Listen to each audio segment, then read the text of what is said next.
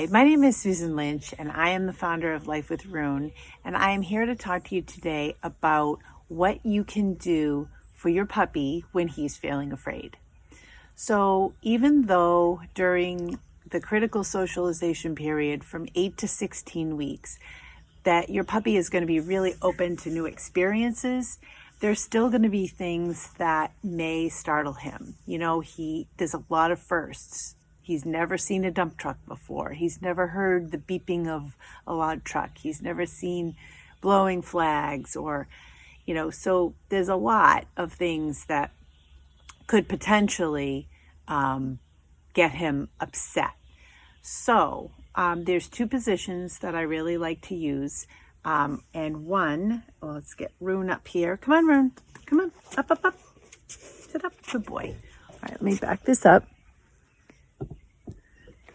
So there's one here that you just kneel beside them, hand on the shoulder with some pressure here, hand on the chest.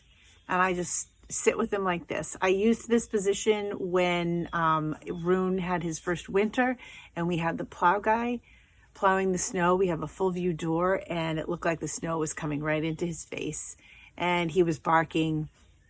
And I did this with him and he, just stopped barking and he just eventually got bored and walked away. So that is one that's really useful. Stop. So the other one, come on, up, come on. You gotta sit up. The other one is, okay, so we can use this for being fresh too. The other one is this one, where you use your knees on either side of his shoulder. You can put your hand here. You can do it from a seated position, which is really easy. Stop. And do this. And I actually used this the other night when we went to the town common and the band was playing, the town band. It's like a marching band, so they're loud.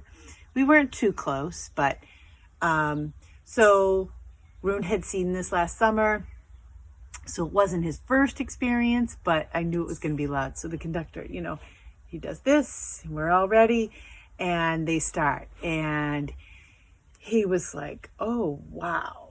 So he had been sitting here. He moved away from the band. His ears went up. His eyes got, kind of big.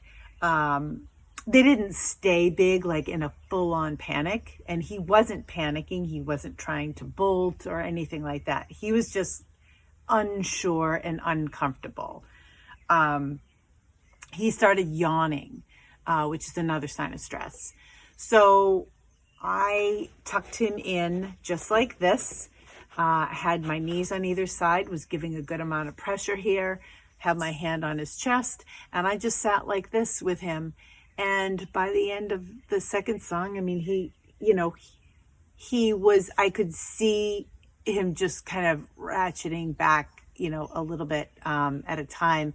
And by the end of the second song, he just kind of slid down and laid down at my feet. So I still kept, a foot on either side of him, just, kind of as reassurance. And it was no big deal. So I helped him get through that situation and helped calm him down. Now, if he was panicking, completely different. I would have went way further away. I would have tried the same positions to see if I could get him to calm down from further away, but I would never have let him sit close enough or in the whatever distance we were at where he was really trying to get away from it. So we would back up and I would retry these positions with him because I want him to be successful. I want him to be able to, calm down on his own and teach him some resiliency.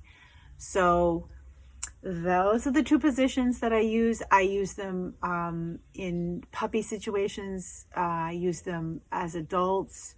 No matter how experienced or how well socialized your dog or puppy is, there will be times in his life where he will feel unsure or maybe even scared. So these are really good tools to have in your toolbox to be able to use. On all you need is yourself and your hands, and no special equipment. So I hope you found these helpful.